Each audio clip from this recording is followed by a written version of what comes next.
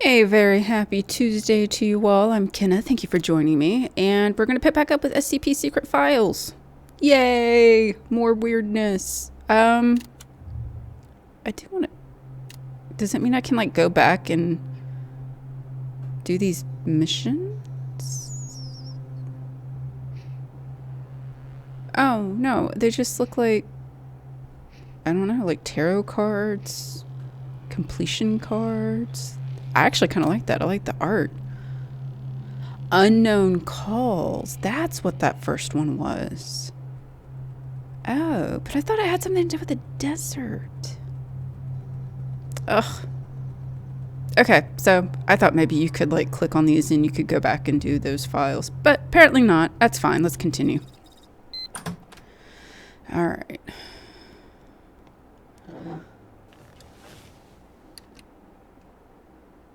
What weirdness is gonna smack us in the face today? Files. Oh yeah, the earthen womb. Yeah, object is an irregularly clay plot? Maybe pot? With a height of 23 centimeters and a diameter of 28 centimeters, but do not be fooled by its appearance. It is an organism. A womb. Yes, an earthen womb. Ew. SCP-660 may be safely stored in a standard safe deposit box, provided its mouth remains covered with an inert perspex disc and sealed with tamper-proof tape. Log of tests involving human experimentation with SCP-660.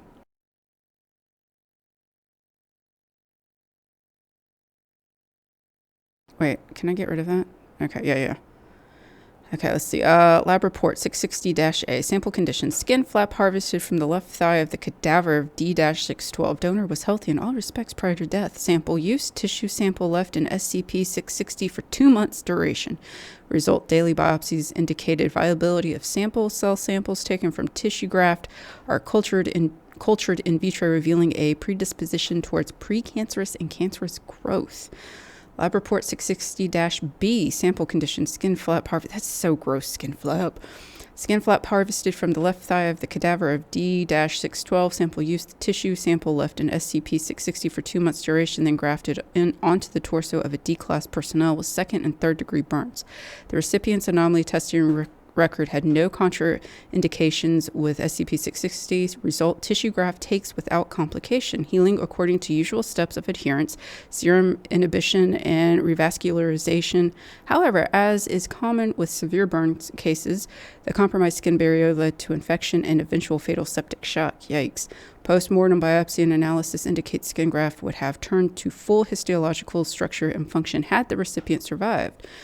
Lab report 660-C. Sample condition. Live member of musculus, house mouse, B-lab/C strain acquired for laboratory testing by use of SCP redacted. The consciousness of D-614 was implanted into the specimen. D-614 was chosen for his demonstrated resistance to the negative effects of prolonged isolation and sensory deprivation. Sample use. Specimen left in SCP-660 for 2 months duration. Result. Unusually, SCP redacted was incapable of restoring D-614's consciousness to its original body. After removal from SCP-660, a computer interface was developed to facilitate two-way communication with D-614. An interview was conducted once D-614 was familiarized with this interface. An excerpt is included below. Dr. Brown, well, I guess I'll have to take your word for it. And how did that feel? D-614, suffocating and stretching. Dr. Brown, could you be more specific? D-614, how the hell do you think it felt? Even mice need to grow and move and live. Every part of me was straining, but I was stuck.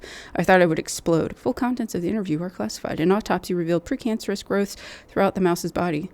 Lab report 660-D. Sample condition. Right arm lost and traumatic amputation just beneath the elbow. Sample use. D-778 was severely injured in an incident involving SCP redacted. Lost limb recovered as part of cleanup operation. Subject would not have survived immediate reattachment surgery due to other injuries involving severe vascular compromise.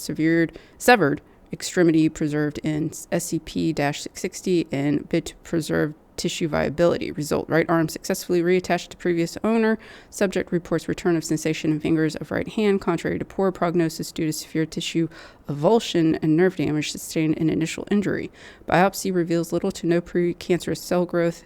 Transplant ruled a tentative success. D-778 has been retained for further observation. Addendum: human testing with SCP-660 is suspended due to the sudden death of D-778 from teratoma with malignant transformation.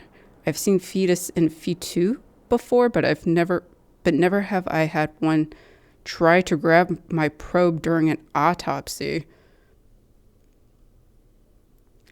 Appendix 730-2012. As of today, SCP-660-1 has been neutralized. SCP-660 no longer exhibits any other forms of shapes. It has been classified as safe by the Foundation. Research on SCP-660-1 will be transferred to the Reliquary, I can't say that word, anyway, Research Institute. Details available to personnel with clearance for -660. That is a lot of reading.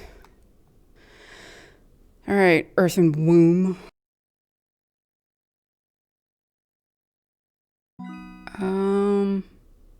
Is there anything about this that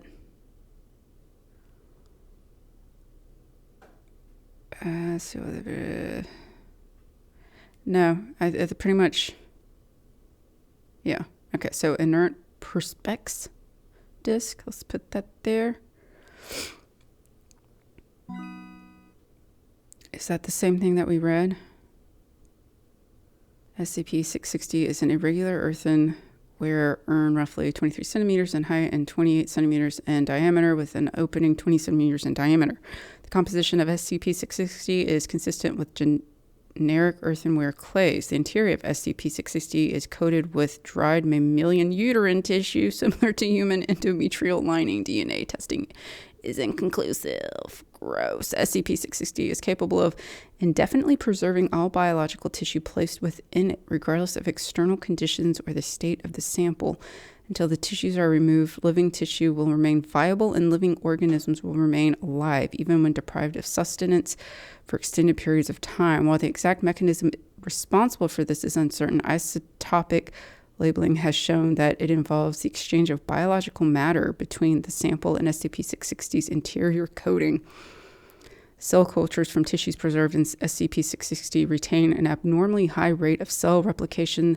Several samples have tested positive for precancerous markers in smear tests.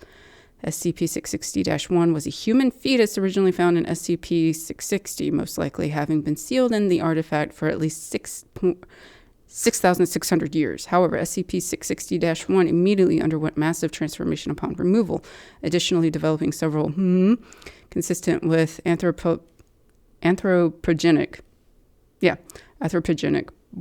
progression. SCP-660-1 is most likely neutralized. Details are available to personnel with clearance for -660. Recovery.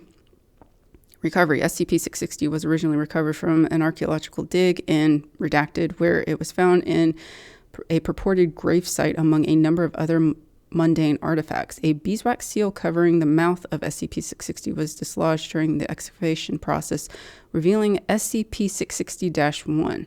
Data expunged, after which the site was secured by the Foundation. The notes of Dr. Redacted, presumed deceased, enabled the isolation of 660 from the rest of the artifacts. Well, 660 is kind of gross. Okay, didn't add anything to it, so submit. Oh God. Addendum 143-1. The trees were growing on site from saplings obtained from parent plants located in Nara Prefecture, Japan in 1905. The parent trees were owned by a family of traditionalist swordsmiths, claiming to be descended from a legendary sword maker named Amakunai. They referred to the original trees as Jinki no Kadachi, or the Bladewood Grove. Ooh, I like that name. It is from them that the Foundation gained the techniques to cut and work the wood and petals into serviceable items. The original trees are still in Japan, owned by the government, of course, and still tended to by the same family. However, the government has denied all existence of the trees, and any products made from them are kept within the country. Addendum 143-2. SCP-143 is to be watered twice every day on a regular basis via a large sprinkler system, unless already watered by local precipitation. Personnel are not allowed to enter the enclosure without a Level 4 administrative clearance and are advised not to touch any of SCP-143, nor stand beneath them unless wearing proper protective gear. It is important that no one be within the containment area when SCP-143 begins to shed. However, after the shedding has concluded, the collection of the fallen petals for testing purposes has been authorized by the project director. Document 143-A. We lost 3 staff to 143 today.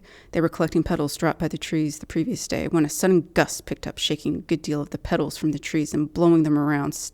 Stayed that windy for the whole day. I'd sent a cleanup crew, but it's still pretty windy, and the odd petals are still falling. We'll have to pick up the remains when the wind dies down in a couple of days. SCP-143 testing logs, Appendix 143-D0 hardness test. Appendix 143-D1 with standing temperatures of up to 1800 Celsius, that of titanium being some 15% lighter than aluminum. Both are notoriously difficult to work due to their properties. Appendix 143-D11, but under high temperatures, upwards of 1500 degrees Celsius, separate pieces are capable of being fused together. SCP-143 is to be contained in the valley adjacent to Bioresearch Area -12, an area over 2 kilometers squared. Areas surrounding SCP-143 for up to 20 kilometers, and all lines of sight from the surrounding hilltops are to be denied public access. Description: SCP-143 is a plantation of 300 specimens of unique type of trees. The trees are similar in appearance to Prunus X Yindinos.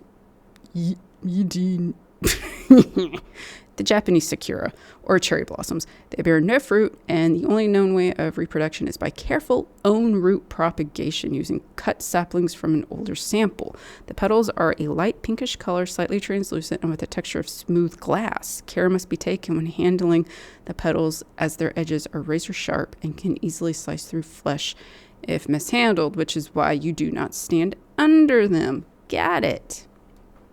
Interesting. All right, so there you go. A lot of reading. Okay, so nothing new. Did that. All right, large sprinkler system. Okay, so nothing new there. And then SCP-143 testing logs.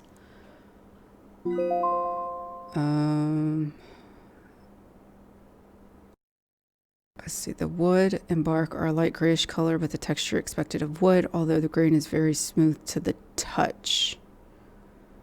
However, the petals and the wood of these trees are much harder than most natural or man-made substances. Okay, the rest of this looks like it's part of the SCP-143 testing logs. Okay, zip it. Oh, good God. More.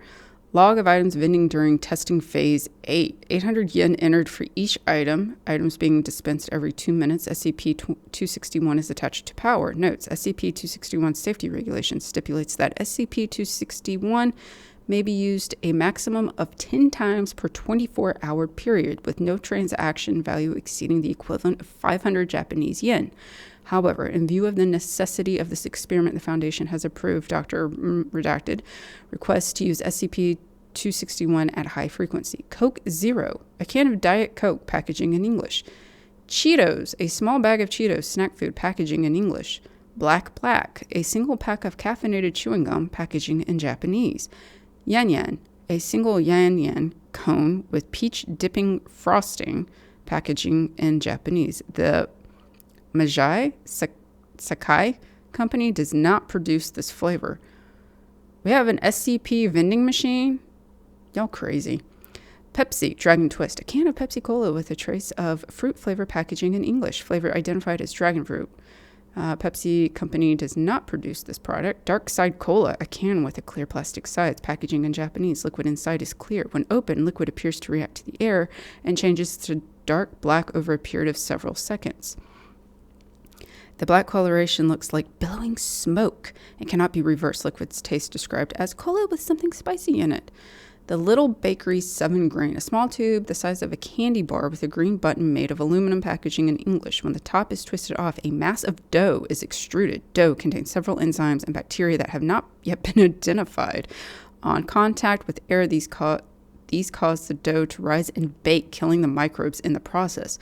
Produces a small round loaf of bread weighing 250 grams. Taste described as good but chewy. Lemon clams. Ew. Thick plastic baggie with a plastic tube on the side containing water and 12 clams. Packaging in Dutch. Following on-package instructions, the plastic tube was cracked like a glow stick.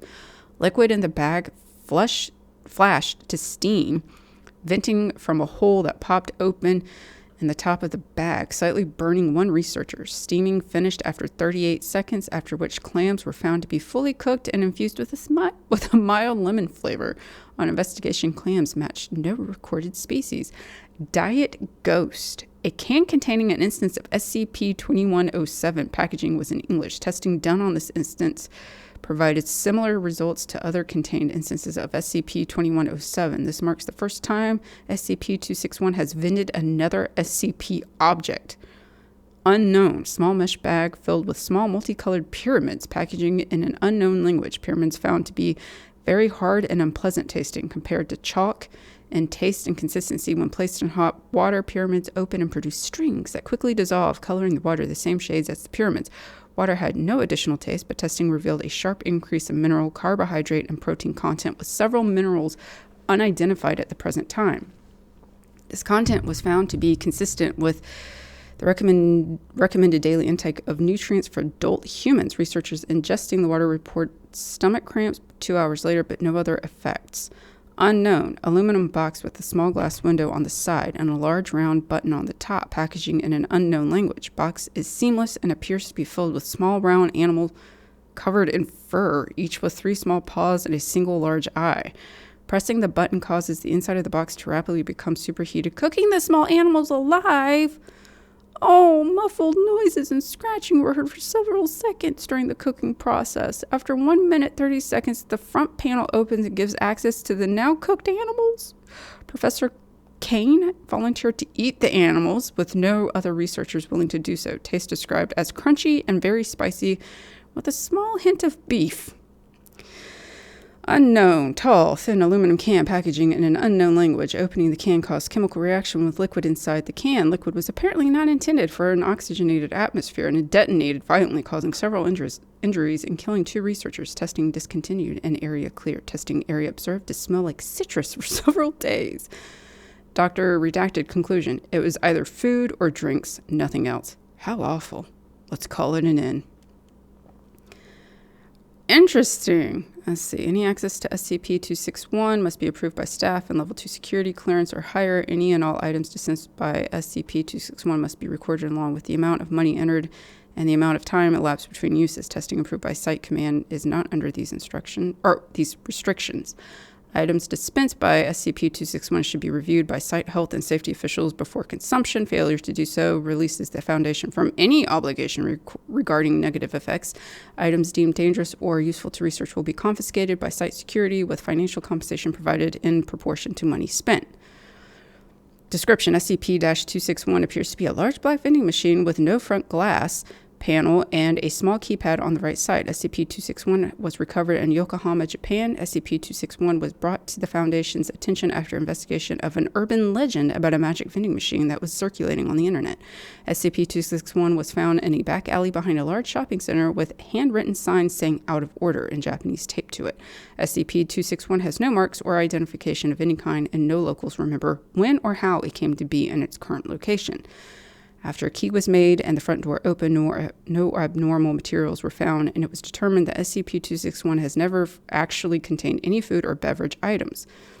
The keypad, while connected and operating correctly, does not activate any of its dispensing mechanisms. When money is placed into SCP-261 and a 3-digit number is entered, On the keypad, SCP-261 will vend a random item. SCP-261 has not accepted any currency other than yen, with rejected currency being deposited in the coin return slot. It is unknown how these items appear, however. SCP-261 will not operate when the door is open or when recording devices are placed inside.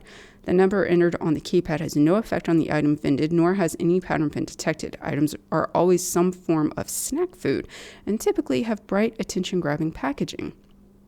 SCP-261 is capable of operating with no external power supply, but operation in this state will cause unstable vending to occur much more quickly than normal. If SCP-261 is used several times in a short period of time and or large amounts of money are entered before an item is vended, SCP-261 will start to dispense bizarre items. While still food, their suitability for human consumption is often non-existent. All right. Bottom.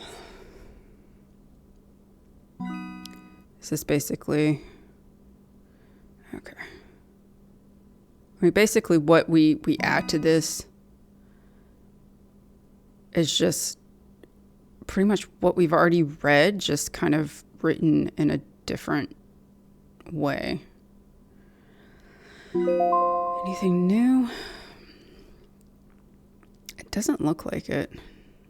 Yeah, I think we're good. Submit. Oh my God. No tasks. Thank God. All right. Stuart. Zoe, it's 5 minutes to 4 o'clock now. Zoe, just about ready. Stuart. Gint, you're not coming? Gint. Nah. Ooh. Doesn't suit me. Oh, Gint's too cool for school, baby.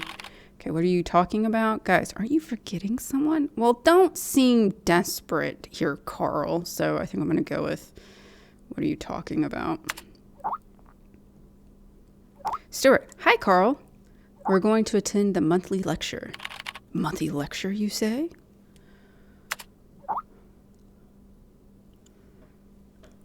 So each month, the Foundation invites someone famous to hold a lecture to share new knowledge and insights pertaining to SCP. Stuart, for this month's lecture, they invited Dr. Trevor. He holds a high reputation within the Foundation. Interesting. Count me in. Okay, let's go. Well, that seems presumptuous. The okay, let's go.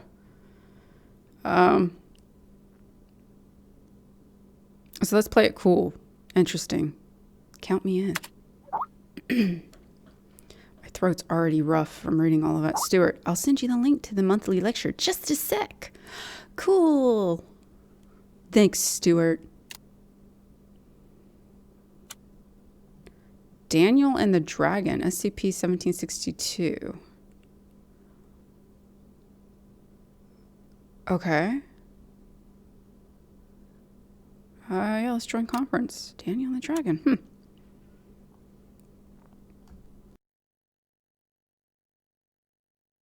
All right, let's get authenticated. 3, 2, 1. Hold on to your butts. Daniel and the Dragon. There are many stories in this world. Some are read widely all over the world. Some are hidden in dust and known only by a handful of people. Today I'm going to tell you a story no one else has heard before. A real story of mystery and wonder and adventure. And then you too will become the guardian of this story. The story takes place in a world of long ago. The hero of our story is a little boy. His name is Daniel. Hi, Daniel. One day, out of nowhere, Daniel got a serious case of chickenpox. It made him look like a strawberry.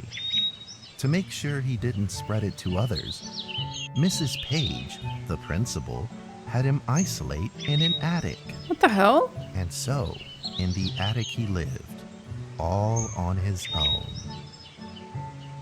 Is he attending like a boarding school or something? Mr. Daniel, while up here in this attic, you'll have plenty of time to practice your penny whistle. I hope you practice well and prepare for next month's art festival. You don't want to maybe take him to a Mrs. doctor? Page, the melody is so difficult. Don't give up, boy. You don't give up before you fight.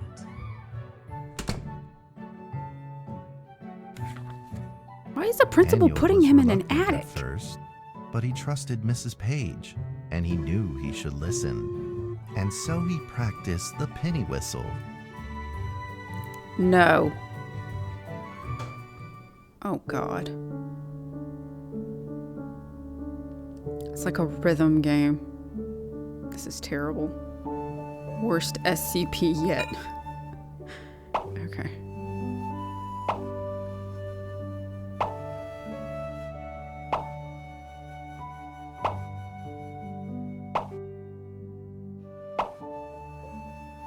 What?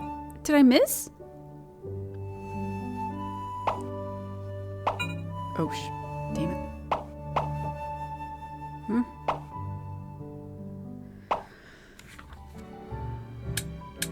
Suddenly, he heard some strange noises in the corner of the attic. Huh? Who's there? Daniel decided to go over and take a look.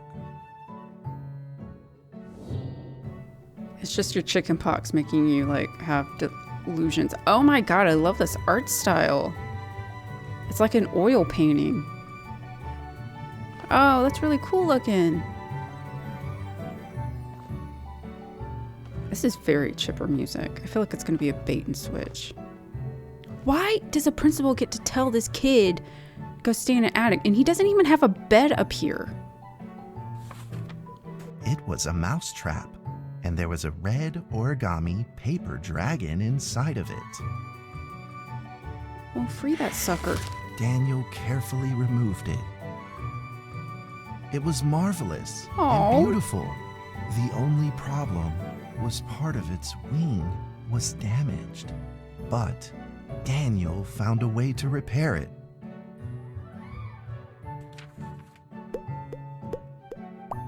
Do we want to repair it? Okay, so what do I... Mm-mm. Mm-mm. Okay, so what do I...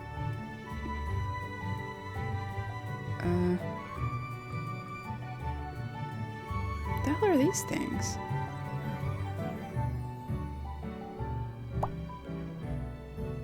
Oh! Daniel held the repaired paper dragon high up in the air, imagining that it soared over all the world below. Hopefully you don't regret that, Daniel. He played and played with the paper dragon. Wee! Woo! Dragon! Soar! Good read, In kid. the warm afternoon sun, Daniel had to fight his eyelids just to keep them open.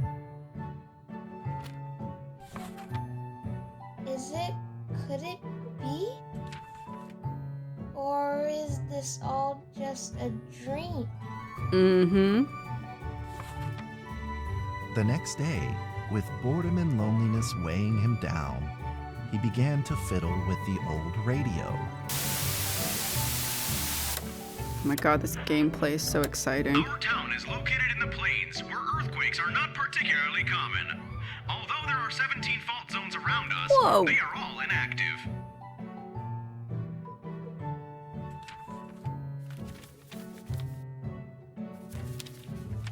A scrunched up ball of paper rolled over to his feet. Where did this paper ball come from? Just as Daniel went to pick it up, the ball suddenly came to life, and it rolled away. Daniel chased after it. Oh. Alright, I have to chase a paper ball. Are you kidding? Okay. No, stop it. Come here. Oh my God. Ah! Daniel, do better. It's a paper ball.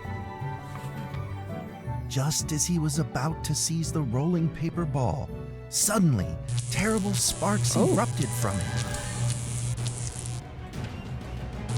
Before his very eyes, the paper ball began to grow bigger and bigger. At that moment, a red figure suddenly appeared. The red figure quickly subdued the paper ball and threw it into a cardboard box. Okay, the music and the sound effects are drowning out the narrator's Daniel voice. studied the red figure carefully. It had a sticker on its fluttering wing. It was the paper dragon. I wasn't dreaming. Thank you for saving me. Daniel was grateful and very happy. He walked closer to the paper dragon, but the paper dragon seemed timid and afraid and backed away. Just then, Daniel had an idea. He took out his penny whistle and slowly played a tune. Yeah, this game just loves rubbing in my face how unmusical I am. Okay. Damn it, I missed.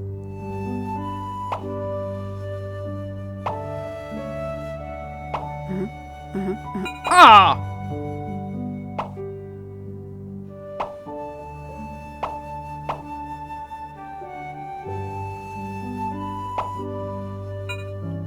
Oh. What? I call shenanigans.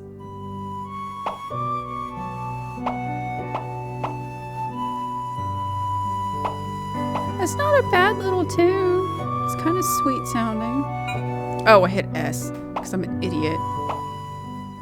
Oh, no, I hit space. The paper dragon enjoyed the sound very much. It began to move along with the rhythm, flipping up and down in the air. Soon the two were playing and dancing, just like old friends.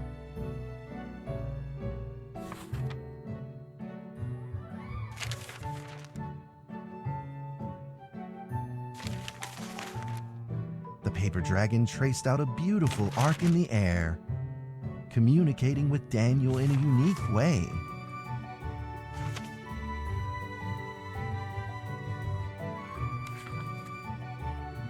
My cherished friend, after many long years, we finally meet again. Tell me, how has your family been? A great thank you for playing that music for me. You know how I love the beautiful rhythm of that instrument. But we ought to take precautions, as the room is not stable. Do you still remember how the room works? You're welcome to visit anytime. What? The piece of paper then changed back into the shape of a paper dragon and flew into the cardboard box. The box closed shut, and a calm silence was restored to the attic. Daniel rushed to find a watercolor pen and marked the box with excitement in his fingertips.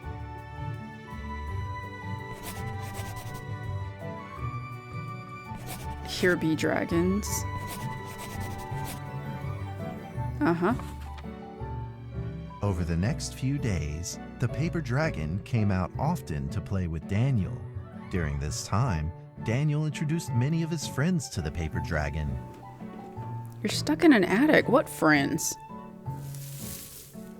I mean, I hate to rub My it. cat's name is Mrs. Carter. I hate to rub it in the kid's Ever face. but- since I secretly fed her some fish for dinner, we've been good friends. Oh, you're never getting rid of that cat now, Daniel. Good job. That's Duke, Mrs. Jessica's pet. He doesn't like Rainy Day or Mrs. Carter. Only smoked sausages for his taste. And now, we are friends too. Oh my god, this poor My name is child. Daniel. What's your name? The paper dragon flapped its wings, as if it didn't understand him. Well, since you like the sound of the penny whistle so much, why don't I just call you Penny? I'll keep practicing to make it sound better. Daniel and Penny then played baseball together in the attic. Let's play tag. It's a paper Are you serious? Wait, what? Oh, wait. I cannot believe this. It's stupid and cute at the same time. Oh, I want a paper dragon. Penny, don't you betray me. But just as they were in the middle of enjoying themselves, a violent shaking suddenly rose from the ground. The stubborn earthquake is back at it, folks, and it seems even stronger than last time. At this moment, the box suddenly shot open, and thick clouds of smoke billowed out, followed by several paper balls. Huh. Penny attacked the paper balls without a moment's hesitation and promptly threw them back into the box.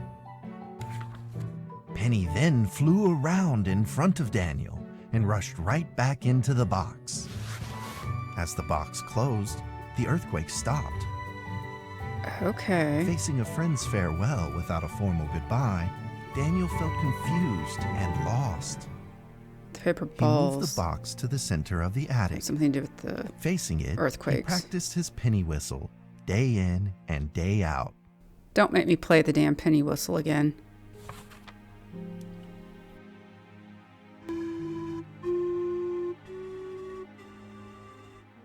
As the days went by, Daniel's playing became smoother.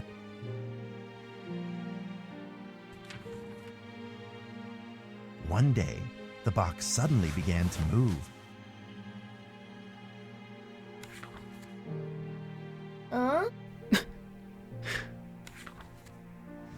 Oh! 2, 3, 4. This time there were 4 paper dragons. But they weren't alone. Enemies began to jump out of the box too. Earthquake! Another earthquake! This time it's reached a magnitude of 5.8! In that small attic, the 4 paper dragons fought fiercely against the paper balls. This time, the paper balls used new tactics. They clumped together into a single monstrous ball of paper. It began to shoot strong bursts of electric sparks at the paper dragons as they flew through the air. As they were hit, the paper dragons fell from the air, one after the other. Seeing the injured paper dragons, Daniel felt very distressed and anxious. Just then, one of the paper dragons painfully started to fly and gathered the remainder of its power. The paper dragon transformed into a great beam of light and dove straight down to pierce through the monstrous paper ball. I'm assuming we're supposed to be rooting for the And dragons. then came another paper dragon. The monstrous paper ball was blasted to bits, exploding into smaller paper balls. Trembling, they struggled to escape back into the box. The sacrificed paper dragons were reduced to swirling shreds of paper, Oh no! and a silence pervaded. Peace and tranquility were restored once again to the attic. But at what cost? Daniel saw the remaining 2 paper dragons lying on the floor, badly wounded. He rushed to grab some stickers and treated them at once. That's actually kind of cute. Ah. Wait. Oh. Okay. Where's the other one? Penny!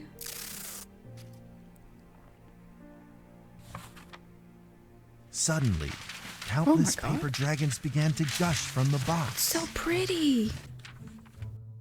The 2 wounded paper dragons were repaired and began to fly. Like two colored threads, they merged with the other dragons, flying in unison. The dragons moved like a tide, flying freely through the attic. Daniel eagerly took out his penny whistle. He showed all his paper dragon friends the results of his hard work and practice. No.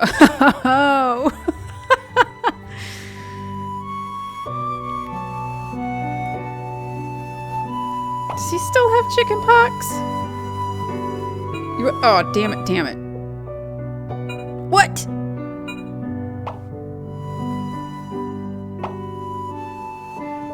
Oh god, that was terrible. Like 3 in a row.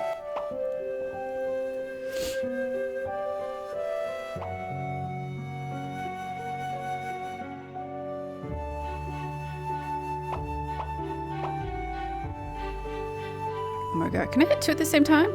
Yes, you can. Aw. Yeah, that is kind of a lovely little tune. Oh.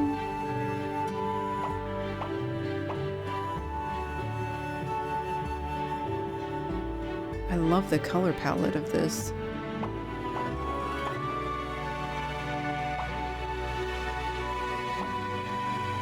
I'm gonna be a professional penny whistler by the time this is over.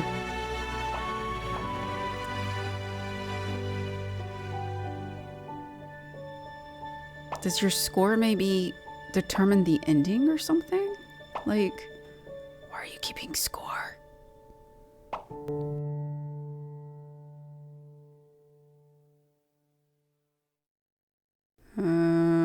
Okay. In the sweet melody of his playing, Daniel felt himself enter into the world of dragons.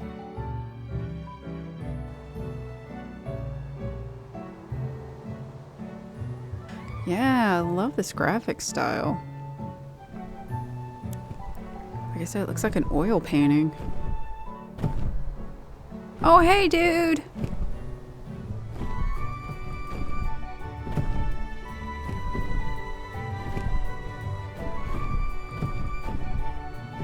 Like I said, I guess we're supposed to be rooting for the dragons.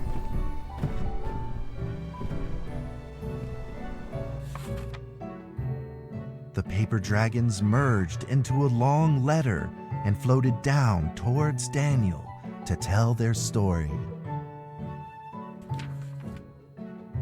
After the last war, the fantasy world enjoyed a long spell of peace and stability. But now, the giants have returned. They have launched ferocious attacks, trying to invade your world through the room. We are prepared to launch the final defense. Then we will have to destroy your room, for it is the last remaining entryway into your world. Please believe this farewell will only be temporary. We will not be apart forever, and we will never forget our eternal mission of protecting you. Oh. At that moment, the paper dragons flew back into the box. So the paper balls are Daniel giants. still couldn't fully understand what the paper dragons had meant, but he had a vague feeling in his heart that he may never see his new friends again. It's okay, he's got the cat and dog. A few days later, Daniel's chickenpox had fully recovered. He could now play the penny whistle very, very well. You better have disinfected that thing, But Daniel. the paper dragons never returned.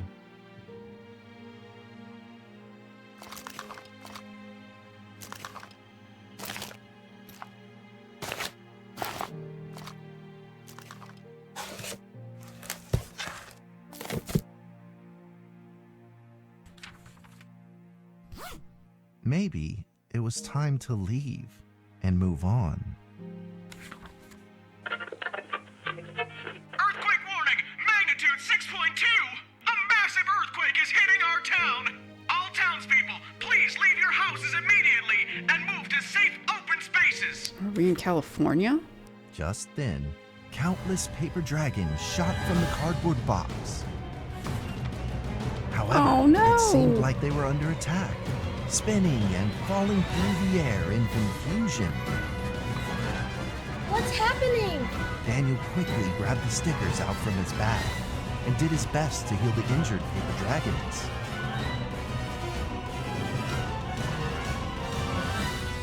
Yeah. Oh, how do I fix? How do I fix? Okay. Well, wait. What the hell? Whoa! Oh. That was some major clipping action, dude. Okay. No, don't die.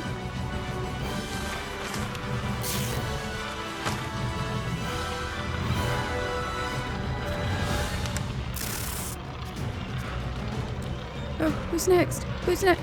I have stickers. Oh, okay, you.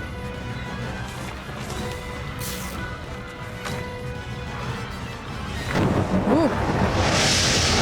Oh no.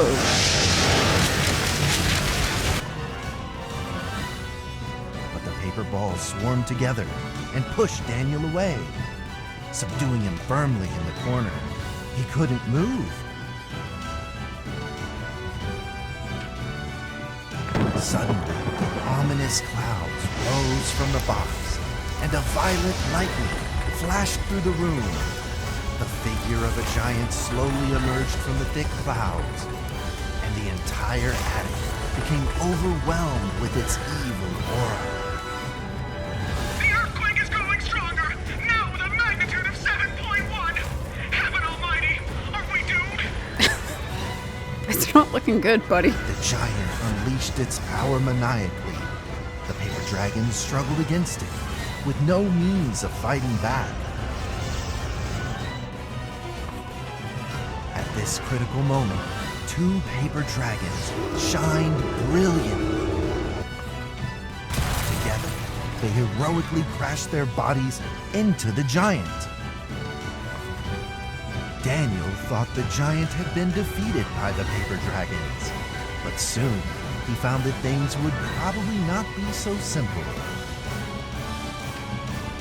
The giant's figure could still be seen in the thick smoke, looking evil and terrible. The attacks of the paper dragons had had no effect, and the giant had only grown stronger. It fought back with a new ferocity. The paper dragons were simply no match for it.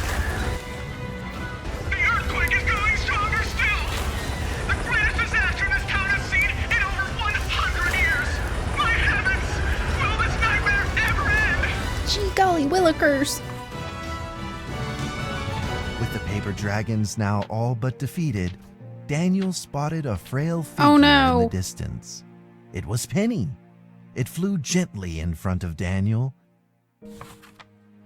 and affectionately rubbed its head against his fingers. I swear to God, if an as if this SCP makes whole me cry. crisis had never happened.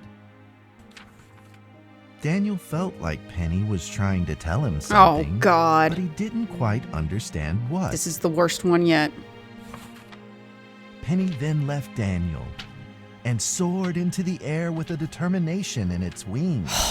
Suddenly, the other paper dragons seemed to be summoned. They flew through the air, all together in unison, responding to the call without an ounce of hesitation. At that moment, Penny turned into a great red beam and rushed fast towards the giant. Am I gonna get upset over Other stupid ass dragons paper followed, dragons? shining together like a shooting star. At that moment, Daniel seemed to see a real dragon flying. No!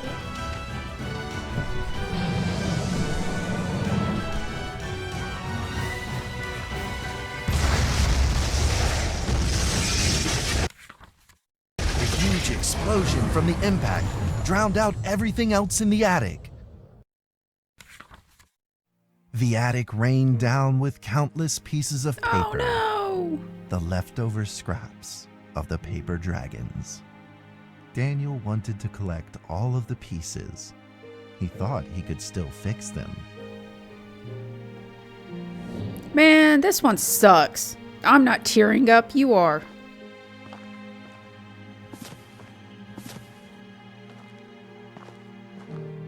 Stupid paper dragons making me all upset. Can't believe this. Stupid SCP game. Okay, where's another piece? And that, kids, is how confetti's made. Where's the other? There's clearly other pieces. Oh no, it's Penny's wing!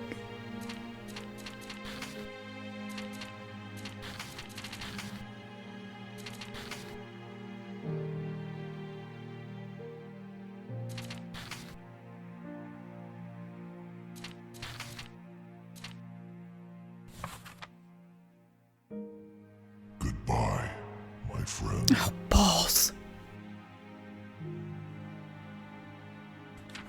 Oh, look at that. I got an achievement. The nightmare is over.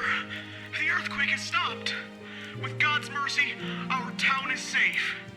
We thank you, Lord, for your protection. No, it was dragons. Paper dragons. This one was a bummer.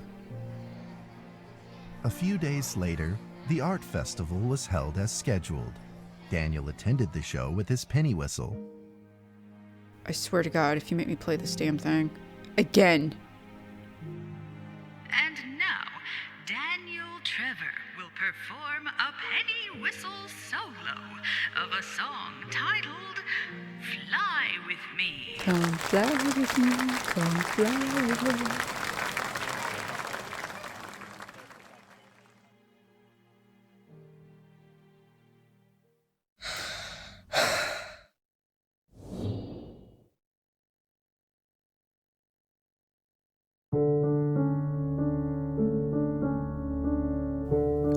I have got to be hormonal. There is no way that stupid paper dragons are making me upset.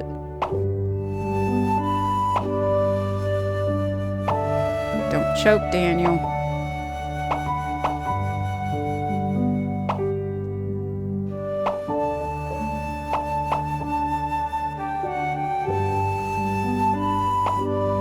Oh. Woo-hoo. Okay, that's a little cheesy. Aw.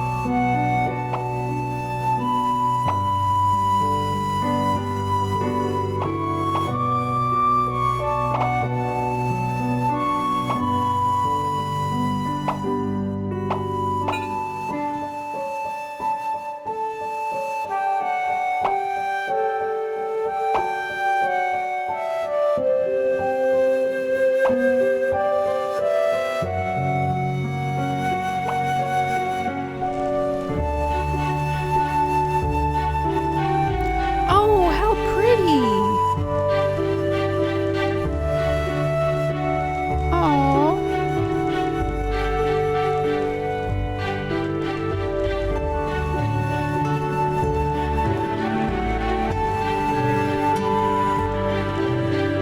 I just have something in my eye. It's fine.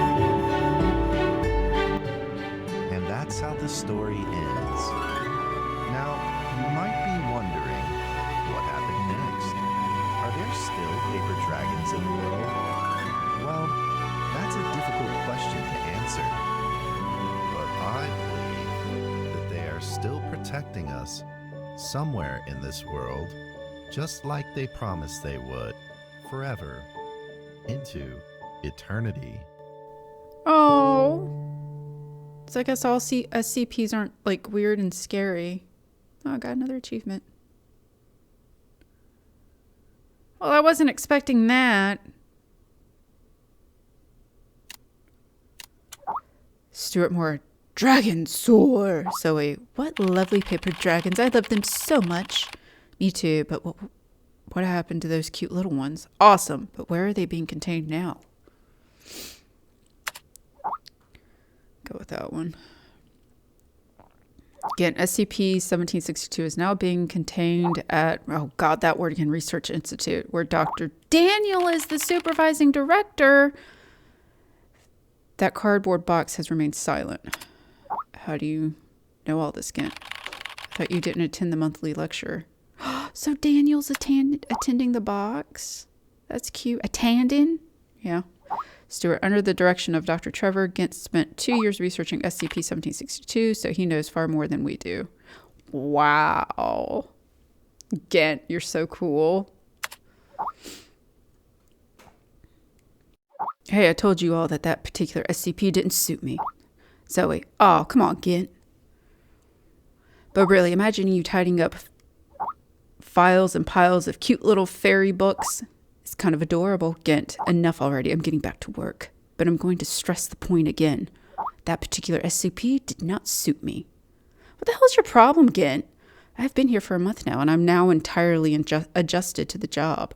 Though the content of my work is to simply process archive files, it is work that will never bore me. A few absurd jokes aside, most of the archives are really rather fascinating. I've been having hallucinations lately. I feel like someone is calling me, a voice low and uncertain. They seem to be trying to communicate with me, but I cannot understand a single word they say. In fact, I had planned on seeing a doctor, but Zoe told me it was the typical rookie syndrome and would clear up in a few days. I certainly hope that is the case. Me too. All right, so we're starting a new day. I think we'll leave it there. Yeah, that was kind of a touching SCP. I didn't realize I know about, what is it, SCP-9999, the like slimy looking thing that makes everybody happy. So, ooh, antique glass perfume. SCP-300. I'll have to look into that. So I know not every SCP is like horrible and scary, but I wasn't prepared for emotions this early in the morning. Anyway, that's it, everybody. We'll pick back up with this later. Plenty more, I think, the classroom's Thursday. Hope to see you there. But do think about leaving a like, a comment. Feel free to subscribe, and I will see you next time.